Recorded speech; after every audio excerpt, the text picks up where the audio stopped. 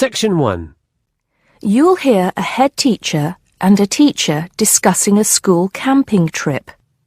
First, you have some time to look at questions 1 to 5.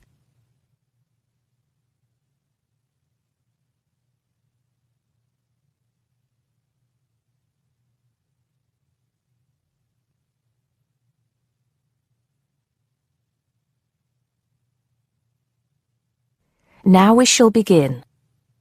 You should answer the questions as you listen because you will not hear the recording a second time. Listen carefully and answer questions 1 to 5. Good morning, Mr. Thompson. Can I speak to you for a moment? Of course, Jamie. Come in. Have a seat. I've just finished looking through the reports for this term. It looks like the pupils are doing very well. Yes, I think they are. It's all going fine. So, Jamie, what's on your mind? Well, I've been thinking about next month's camping trip, the one for Year 10. Yes, we've got it scheduled for the 23rd to the 26th, if I'm not mistaken. Actually, I think it's the 24th to the 27th. Let's just check. Oh, right. Yes, you're right. So... Well, I've been thinking about how we might possibly make this year's event even better than last year's. Not that last year's wasn't great, but... Suggestions for improvement are always welcome, Jamie. So, what have you been thinking about? Well, to tell the truth, I wasn't completely happy with the camp we used last year. It was rather small, and I didn't feel that the grounds were particularly well kept. Go on. I did some searching, and I think I found the perfect spot. It's called Shepton Meadows, and... Is that the campsite in the Lake District? No, actually it's just outside Carlisle. It's a huge site, and it's on a lovely lake, Lake Brant, I believe it's called. Half the site is forested, and the rest, the actual camping area, is grassy. For kids that rarely get to see anything more than concrete, it's ideal. And the facilities are amazing. There's a basketball court, a large pool, and a football pitch. There are well-marked trails through the forest for hiking, and the lake is there for swimming and other water sports. I believe there's even a lifeguard service. That sounds like it might suit our purposes perfectly.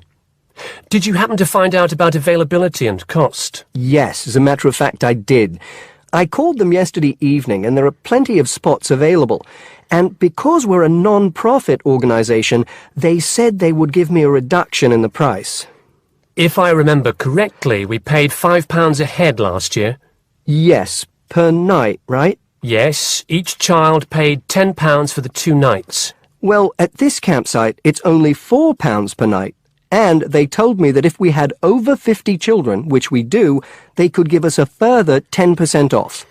That's very reasonable, isn't it? Well, from what you've told me, I think we should probably go ahead and book. Excellent. I'm sure the children will love it. I'm sure they will. Before you hear the rest of the conversation, you have some time to look at questions 6 to 10.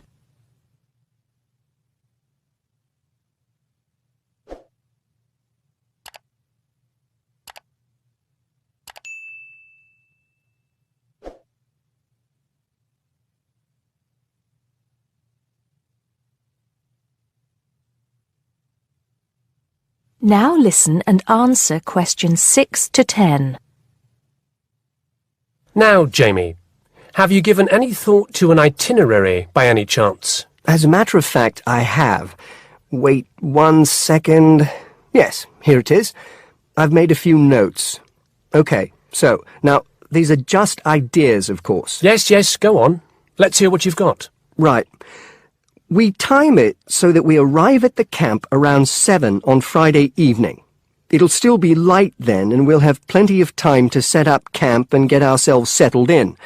At 8, we could have a barbecue, you know, hamburgers and hot dogs, something that's nice and easy to prepare. And that children love. Yes. Then, lights out would be at 9:30, so the children will get a good night's sleep and be up bright and early at 7 on Saturday morning. Breakfast would be at 7:30, an hour's hiking from 8 till 9, and then a couple of hours at the lake. That would take us up to 11.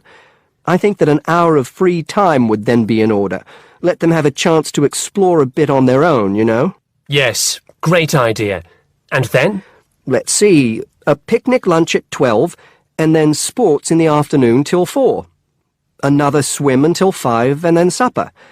After clean-up, around 6:30, we could have a talk-back session, where the children get a chance to discuss their day and anything else they might have on their minds. Then a campfire and sing-along at 8, back to the tents at 9:30, and, well, that takes care of Saturday. Excellent, excellent. That would certainly keep them busy. What about Sunday? Sunday, right. As on Saturday, same wake-up and breakfast times, and then I thought we could go on a bit of a day trip. There are some caves about an hour's walk from the camp, which I thought the children might find interesting. We could leave at 8, which would mean we'd get to the caves at 9. They could explore for a couple of hours, and we'd head back at 11. 12 o'clock would see us back at the meadows. An hour's swim, and then lunch at 1. Then we could have organised games in the afternoon until supper at 5. It would take us an hour to clean up our sites and pack up. We'd be on the buses at 6 and all set to head back into the city. Well now, you've certainly put a lot of thought into this, Jamie, and it's paid off. I think it sounds wonderful. I can't think of a thing that needs to be changed. Let's go for it. Brilliant. I'll get the itinerary printed up and put it up on the notice board this afternoon.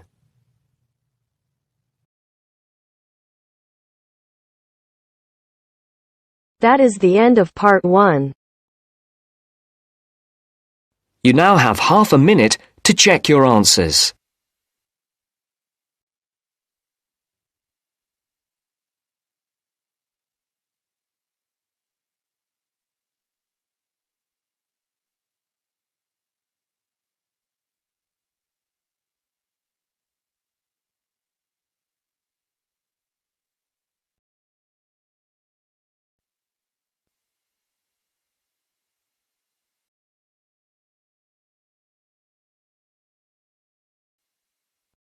Now turns to part 2.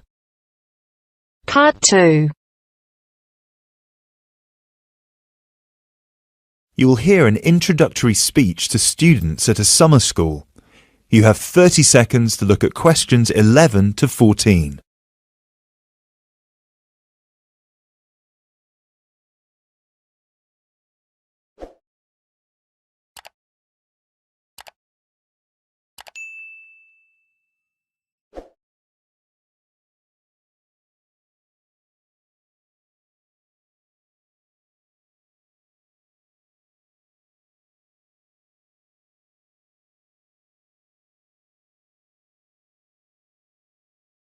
Good morning, everyone, and welcome to Climb Summer School.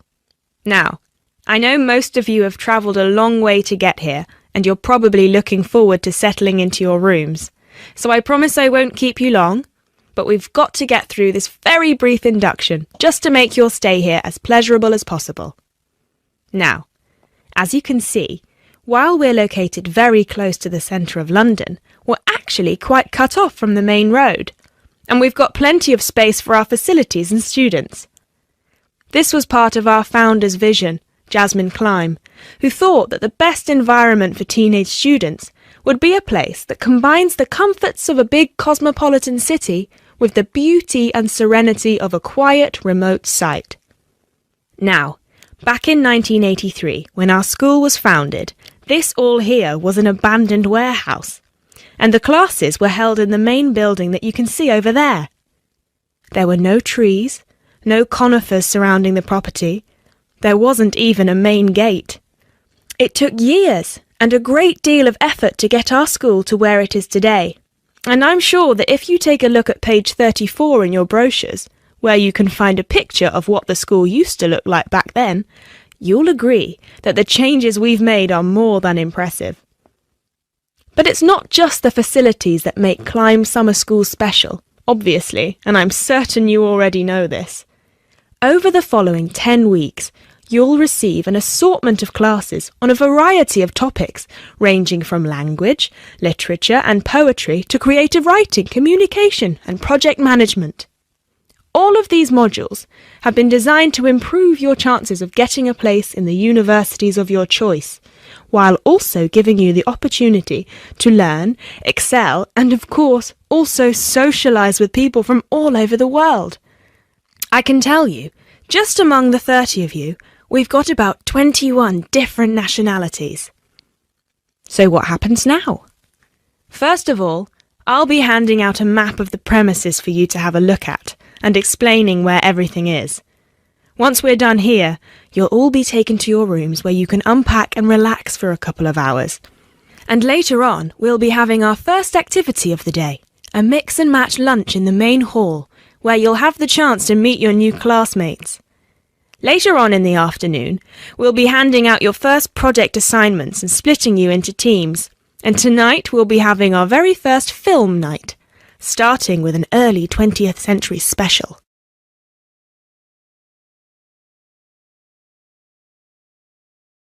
You now have 30 seconds to look at questions 15 to 20.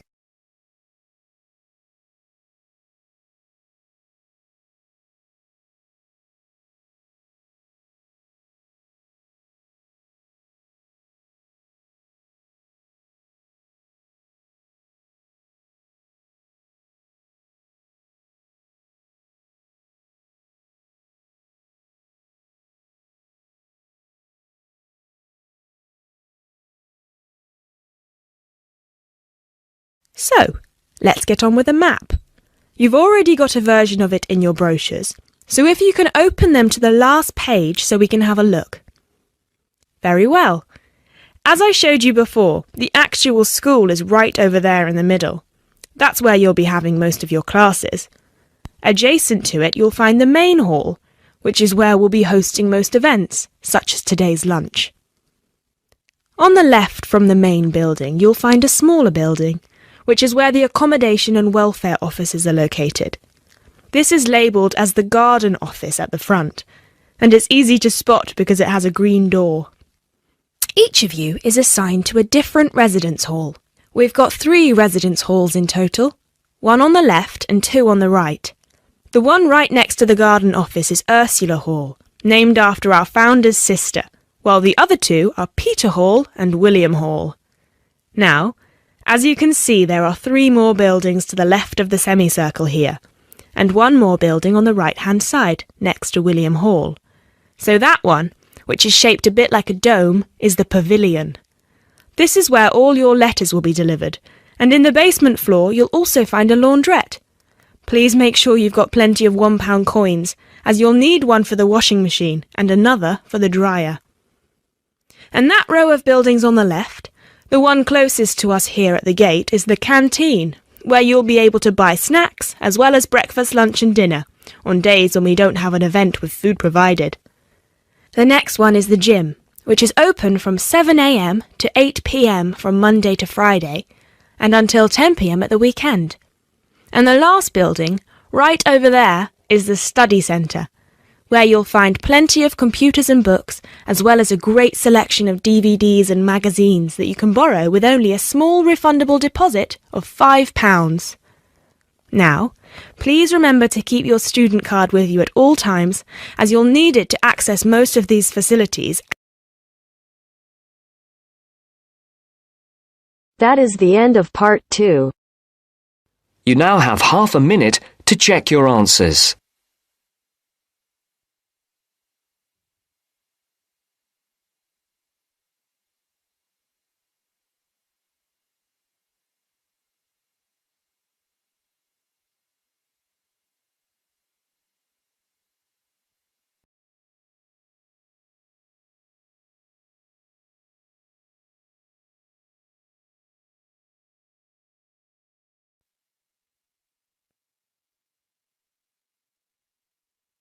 Now turns to part 3. Part 3. You will hear a conversation between a tutor and 2 students, Amanda and Jake. First, you have some time to look at questions 21 to 25.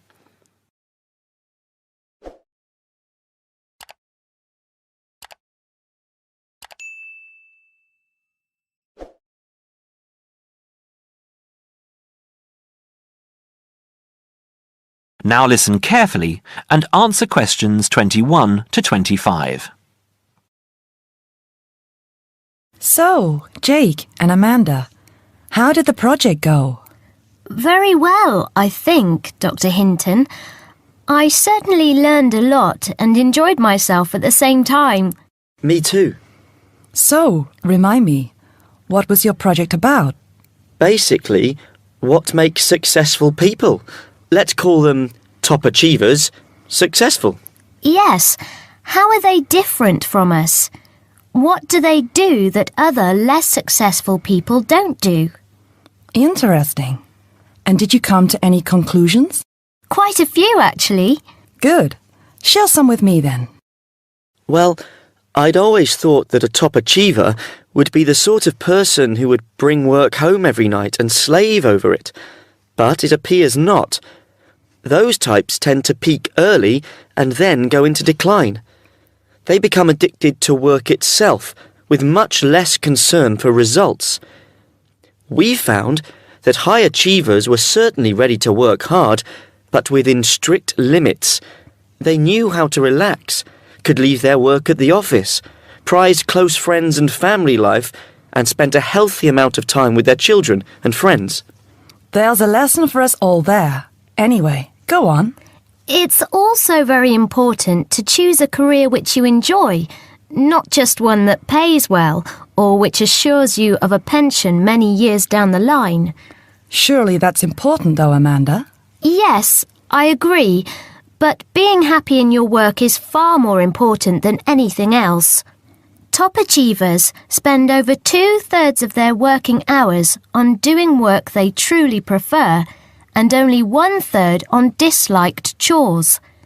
They want internal satisfaction, not just external rewards such as pay rises and promotions. Before you hear the rest of the conversation, you have some time to look at questions 26 to 30.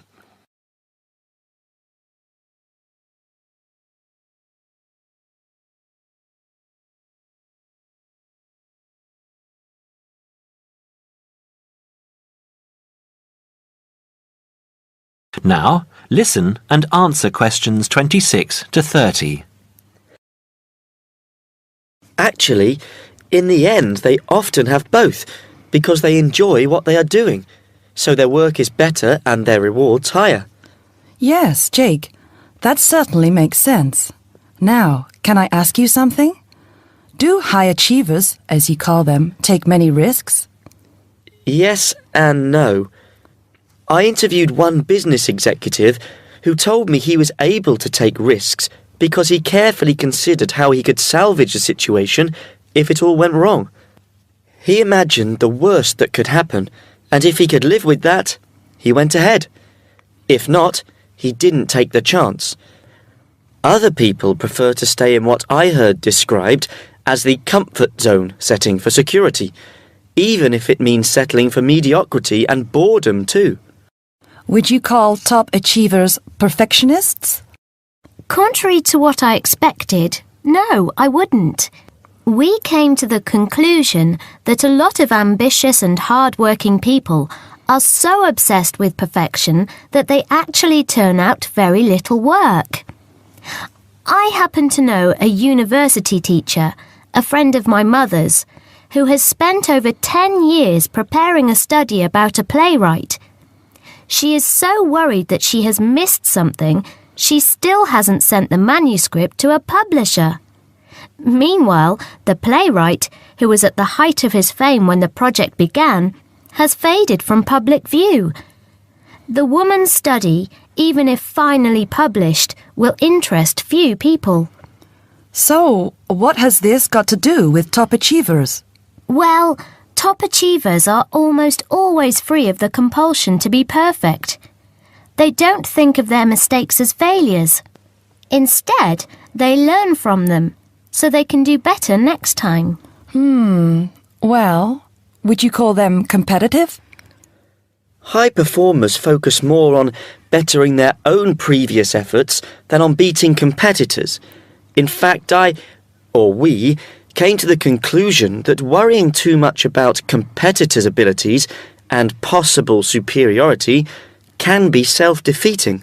Yes, and we found that top achievers tend to be team players rather than loners. They recognise that groups can solve certain complicated problems better than individuals and are eager to let other people do part of the work. Yes, loners, who are often over-concerned about rivals, can't delegate important work or decision-making. Their performance is limited because they must do everything themselves. Well, it looks as if you two have done a thorough job and learned something into the bargain too. Now, there are just a couple of points I'd like to clarify with you. That is the end of part 3. You now have half a minute to check your answers.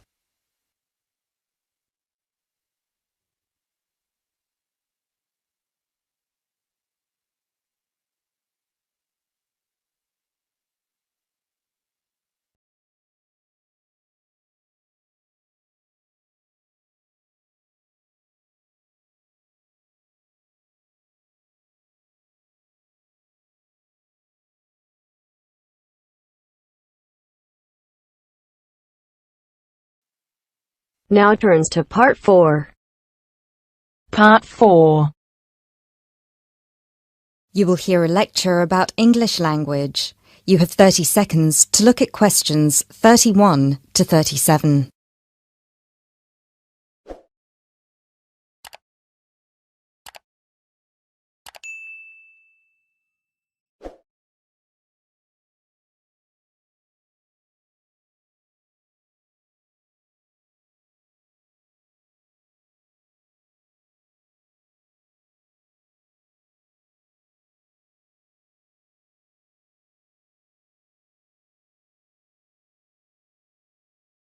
Those of you who were here last week will remember that we talked about the journey of the English language from its early Indo-European origins through to Old English, Middle English, and then to early and late modern English before it reached the form that it has today.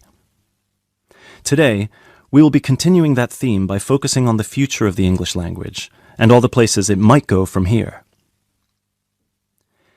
There are about 2.1 billion people around the world who can speak English. Out of these, only 400 million are native speakers, which means that 4 in 5 English speakers are non-natives. This is obviously quite an impressive number, considering that just 2 centuries ago, in 1801, there were only about 20 million speakers of English around the world, and languages like French and German were ahead of English in terms of how many people were using them. But what does it mean? What it means is that the future of the English language doesn't really depend on its native speakers, but on that massive number of non-native speakers learning it around the world. Has anyone heard the term pidgin before, or Creole? A pidgin is a simplified version of a language which acts as a bridge between two people who don't have a common language, allowing them to communicate with each other. While a Creole is a language that evolves from a pidgin, with the difference that it is fully formed with clear grammatical rules and vocabulary. There are currently dozens of pidgin and Creole languages based on English around the world, for example, Nigerian pidgin or Jamaican patois. These languages are also known as Englishes. What's interesting about these Englishes is how different they sound to, for lack of a better term, proper English. Take the word trousers, for instance. In Sheng, which is a Kenyan Creole language, they're called longi because they're long. But even versions of English that are recognized as official variations or dialects still differ greatly from each other. Americans and Jamaicans would call the back of a car where you store your luggage the trunk. Britons, Australians, Canadians, and other Commonwealth countries would call it the boot. A subway in the UK is a tunnel under a road that allows pedestrians to cross safely. In the US, it's an underground train. You might think of these differences as minute, but when you take into account the dozens of different versions of English out there, a very intriguing parallel arises with another language from the past, Latin. Latin, too, used to be a lingua franca. Nowadays it's all but dead, spoken only by a few clerics and scholars. At some point in history, it splintered into various different languages which became known as Romance languages. For example, Spanish, Italian, or French. There are some that theorize that the same thing might happen to English in the near or distant future, that all these Englishes we have today in different countries will continue to develop, so pidgins will turn into Creole languages, and Creole languages will turn into just languages, and English itself, as we know it today, will disappear, or become less and less important. It's an interesting theory, if nothing else. You now have 30 seconds to look at questions 38 to 40.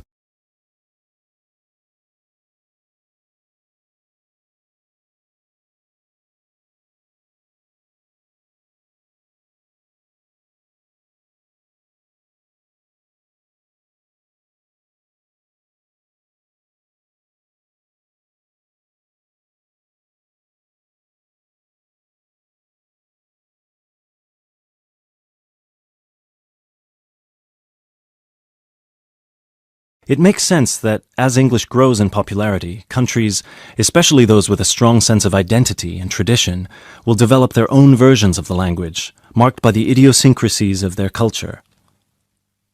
Just think of the contribution of dialects such as Jamaican or South African English. In the past 50 years alone, they've added about 25,000 words to the English language. Most of these related to a local context that wouldn't have existed in English before the spread of colonialism. In terms of numbers, just those are enough for a brand new language. There are some flaws to this theory too, however. While it's true that Latin and English have a lot of similarities in terms of how they developed, or have developed throughout history, there is one big difference. We currently live in an era of globalization. Today, you can be in India and stream an American film or TV series in seconds. You can be in Nigeria and listen to British music. You can be in Brazil and read a novel from an Australian author. Just a few centuries ago, this was unthinkable. So what's the other way that English could go? According to some experts, there's the possibility that it could maintain its status as the world's global language, but with a few differences. Already today, most conversations in English occur between non-native speakers. While many of these might be fluent, the majority probably only have an intermediate understanding of the language, devoid of the nuances, colloquialisms, and complex collocations that native speakers employ in their interactions. This means that over time, English could turn into some sort of world speak, the official lingua franca for the entire world, but in a simplified form. Some scholars have even started trying to develop that version of English by selecting the most useful words in the English vocabulary for non-native speakers to learn.